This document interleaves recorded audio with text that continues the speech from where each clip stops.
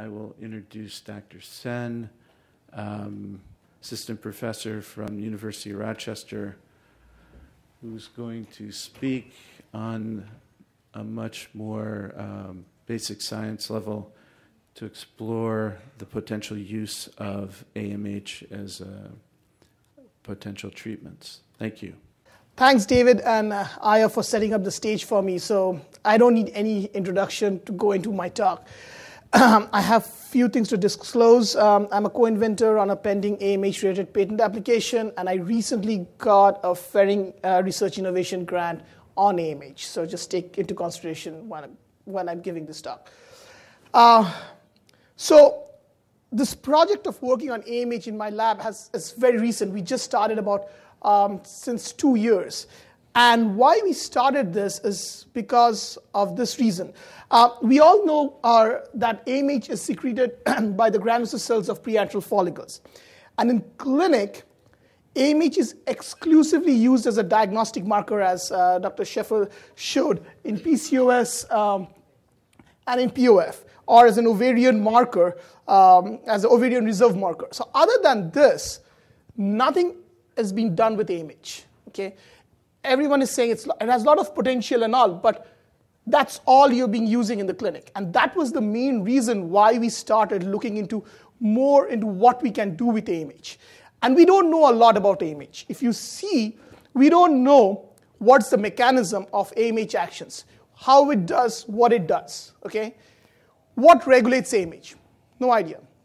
Like, there are a lot of options, but there's very little basic research has been done with AMH. And can we use AMH as a therapeutic option or a therapeutic target? Like, let's start the ball rolling. Let's do some preclinical basic research to see if we can do a proof of concept. So whatever we know about AMH till now comes from some really good work from this Dutch group that have done this AMH knockout animals. And all the models that have been shown here comes from this group where they have knocked out AMH, and what they have found is that AMH that's produced by the granulocyte cells of the small follicles inhibits the primordial recruitment.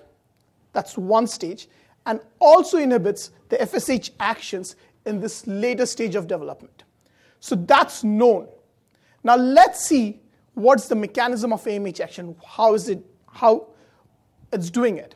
So earlier this year, we published a paper in Molecular Cell Endocrinology giving a little bit insight about AMH interaction or AMH actions in the ovary.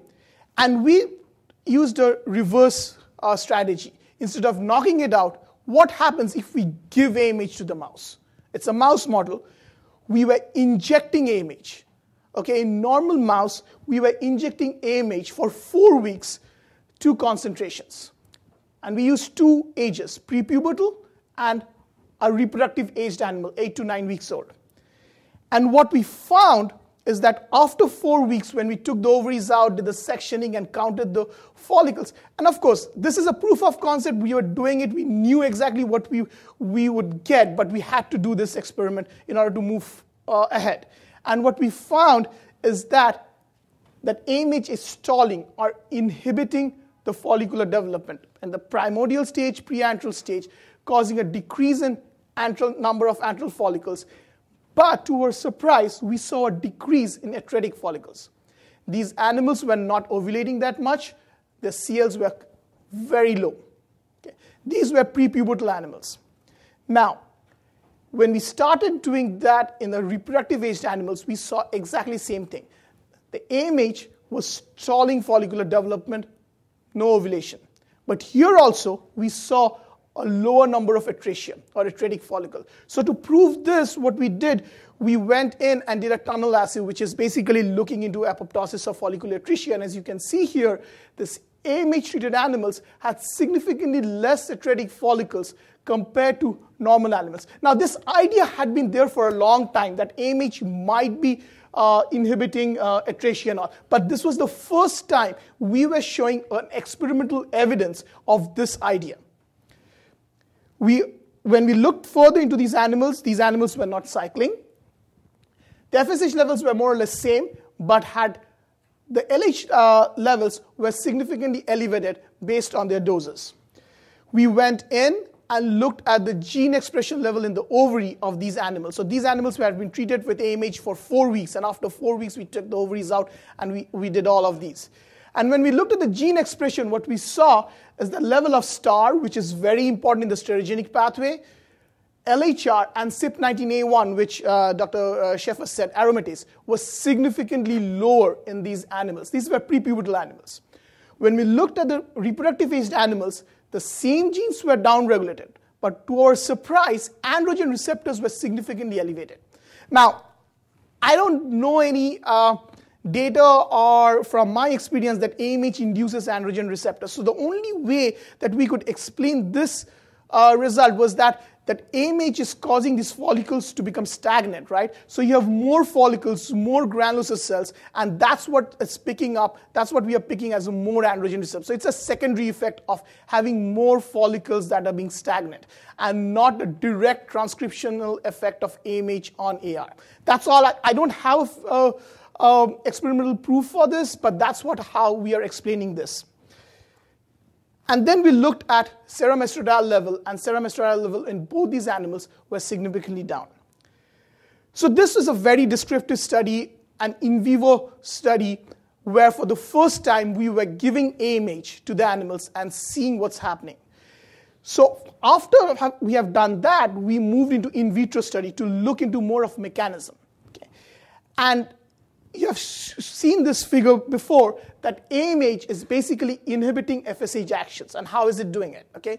So what we did, we took out follicles from the ovary and did a follicle growth study in vitro in presence of FSH with different concentration of AMH. Now, I've shown this yesterday also. If you give FSH, the follicles move forward.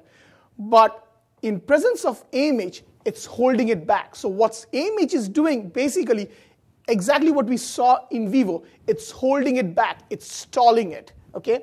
We further looked into FSH actions. We looked at cyclic AMP levels, which are known to be induced by FSH treatment, and AMH decreased cyclic AMP level, as well as aromatase level that I showed you in vivo. So how is it doing it? How is AMH regulating all of these FSH actions? And what we found are two microRNAs, microRNA 181A and 181B, to be induced by AMH.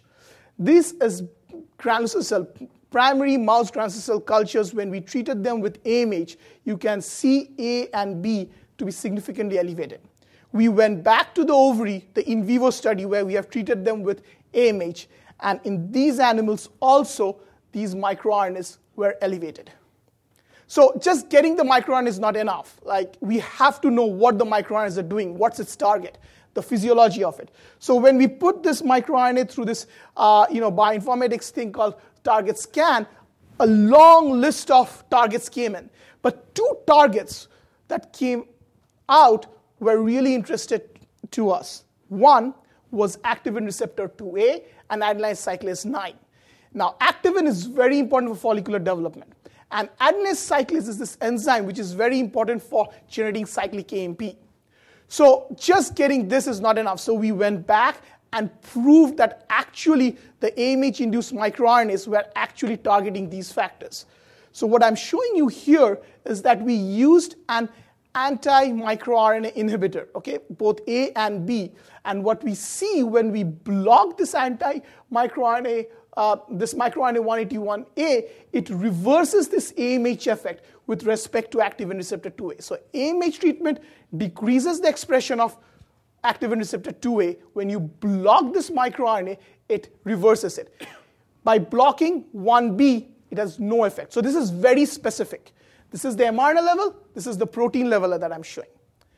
We went back and looked at adenylate cyclase 9. Same experiment.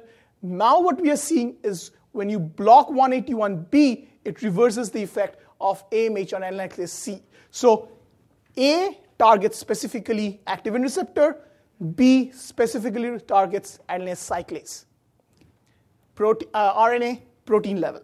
We also went Since adenylate cyclase, as I said, is involved in cyclic AMP levels, and I showed you that AMH decreases cyclic AMP level, we could rescue the cyclic AMP level, the FSH-induced cyclic AMP level, by blocking this microRNA 181B. Now, this is all mouse. So we went and we looked into a human cell line called KGN cells. Now, these cells are granulosa cell cancer cell lines, and that's the best available human granulosa cell line that is available right now. Okay, and we are having we see a very similar effects that we saw in the mouse. AMH decreases, mRNA levels of activin receptor 2A, adenylate cyclase, as well as cyclic AMP in a human cell line. So in summary, so this is all published. So in summary, what I'm showing you is that we know how FSH is working, FSH through cyclic AMP, PK, and there are a number of adenylate cyclases, okay? One of them is adenylate cyclase 9. It increases the aromatase gene expression. We also know that activin, through its receptor, it acts through the SMAD signaling pathway, also is important for follicular development. Now, where does AMH comes? AMH through this microRNA 181B inhibits cyclic AMP, inhibits adenylate cyclase, decreases cyclic AMP, and that's what you're seeing downstream on aromatase gene expression. Similarly, AMH inhibits activin receptor 2A. Now, this microRNA also targets MAT2. We haven't looked into it, but it's one of the targets that came up, and that's how it's interfering the growth of the follicles. That's how it's basically stalling it. Now, whatever I showed till now is all published. From now on, what I'm going to show you are unpublished data, very preliminary data that we are just starting to work on. And the thing is, what regulates AMH expression? Okay. And again, as I said, it's a very new data that we have. We have to repeat it. It's all in vitro data. It's not in vivo yet, and we are taking it to the in vivo. But what we found in primary mouse granulosa cells, that if you treat them with GDF9 or BMP15 in a concentration-dependent manner, GDF9 or BMP15 separately can induce AMH expression. But to our surprise, when we gave a combination of GDF9 and BMP15, it was humongously more. So it was much more potent if you give a combination of GDF9 and BMP15. And it increases AMH expression. So just a basic thing, what's GDF9 and BMP15? It's produced by the oocyte. You have the receptors on the granulosa cells, and that's how it works. And the GDF9 and BMP15 works through this MAT2 and 3. It's a TGF-beta signaling pathway. So what we did, we went in and inhibited this MAT2 and 3 with a specific inhibitor. And as you can see, when we blocked this MAT2 and 3 pathway, the increase of GDF9 BMP15 of induced AMH expression was significantly inhibited. So what we are thinking is that GDF9 BMP15 through this MAT2-3 pathway is inducing AMH expression. Now, we also found that if you treat these cells with FSH, this GDF9 BMP15 increase can be inhibited. So GDF9 BMP15 is inducing it, but if you give it with FSH, it decreases it. So now it's a reverse cycle. AMH inhibits FSH actions. FSH in turn is basically inhibiting AMH expression. If you look at FSH signaling pathway, what I showed you, you have cyclic AMP, PKA, SF1, and CREB, which causes gene expression.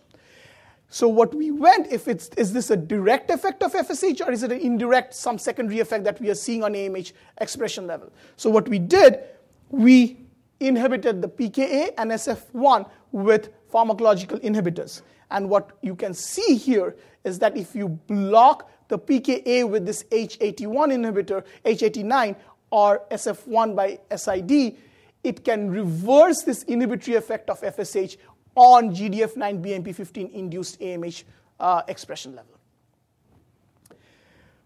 So, but still it doesn't answer the question, okay, FSH is doing with this, but how is it doing it? Is it like, okay, it's doing directly, but still there are some gaps, like how exactly is it doing? So we did a literature search, and one of my students found this paper which shows that FSH can induce this transcription, actually a repressor called gonadotropin-inducible ovarian transcription factor 1, okay? And that's induced by SF1, and it actually acts as a transcription repressor.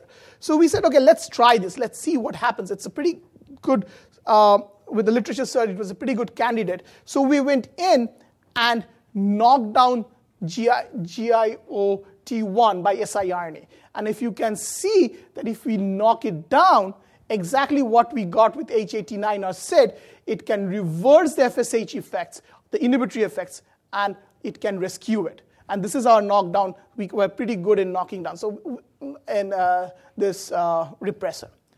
So this is the model that we think is happening right now.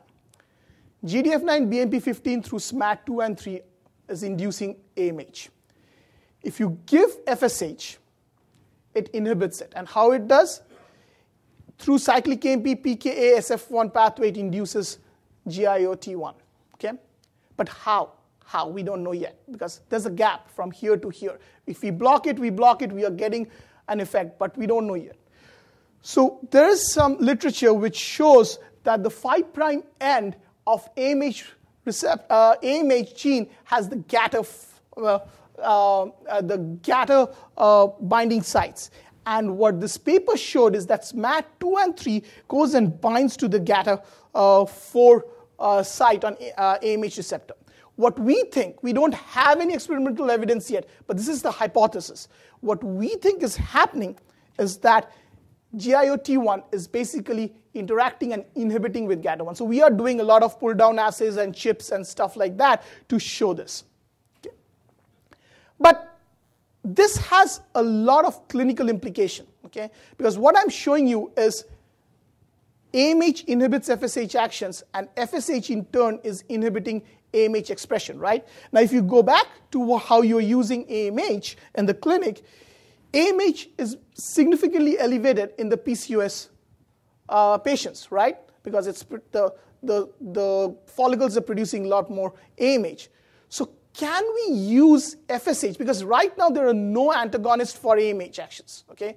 So can we use FSH? Because you're already using FSH, right? So can we use FSH as a mean, as a pre-treatment to decrease this AMH expression? This is a wild idea. I'm just throwing it out on you, because that's basically what I have is basically a preclinical basic science data. But there is one paper which I found that says that in PCOS in PCOS woman, FSH, exogenous FSH levels can lower AMH values. Okay, so this is one. So there is some evidence over there. So can it be used to do that? What we are doing is all in vitro. Now we are going in the mouse model. We have this PCOS mouse model. We are now treating them with a different concentration of FSH and seeing if we can lower AMH levels, if we can at least partially rescue some of these PCOS phenotypes that we have. We have both prenatal and postnatal PCOS models. Now let's get back to the other end, POF, or premature ovarian failure, diminished ovarian reserve, where you have very less AMH. So now the question is, can you give AMH, what Dr. Sheffer said, and treat this, or use as a therapeutic option? So can AMH be used as a therapeutic option? Now this is again a wild idea. It was when we first discussed this, Vitaly actually gave me this idea, and when we discussed, I thought like, this is crazy. But we still went in and did this experiment, and it worked beautifully. So what the idea was, that you have seen this many times, okay? It's growing, you have this FSH, and AMH is having a stalling effect, right? So can we use AMH? So what AMH is doing is basically it's acting as how much the door will be open so that the follicles are going and developing, right? So can we do this, give these animals AMH, close the door completely, cause a pseudo PCOS-like character where where the follicles are growing till one stage, you close the door, all of you are trying to go out, but you are huddled in front of the door, stop the AMH effect, open the door, and superovulate. So everyone can go out so that you can get more oocytes. So that's what we did. What we did is basically we treated the mice with 4 weeks, stopped it for about 10 to 12 days, created a pseudo-PCOS-like phenotype, and then superovulated and counted the number of oocytes that we are getting. And it worked. It's not a lot, but both in prepubertal and 8 to 9 weeks, we saw a significant difference. Now, you have to realize mice are polyovulatory. So just this much difference is pretty high. If you take it down to humans, it might be huge. Instead of getting 1 or 2, if you get 6 or 5, that's also enough. So if you pre-treat them with AMH, stop or do something, you have to figure that out because this is a basic science thing, what I'm saying. But it's a wild idea that I'm throwing out there. Now here's the problem. We can use recombinant AMH in animals, but till now, there is no human-grade AMH that can be used in the clinic. Okay? So that's the problem. And with that, I'd like to thank all the people who did this work in my lab. This was a big collaboration with CHR. Vitaly was the one who initially gave me this crazy idea, and this all started, and of course the funding agencies. Thank you.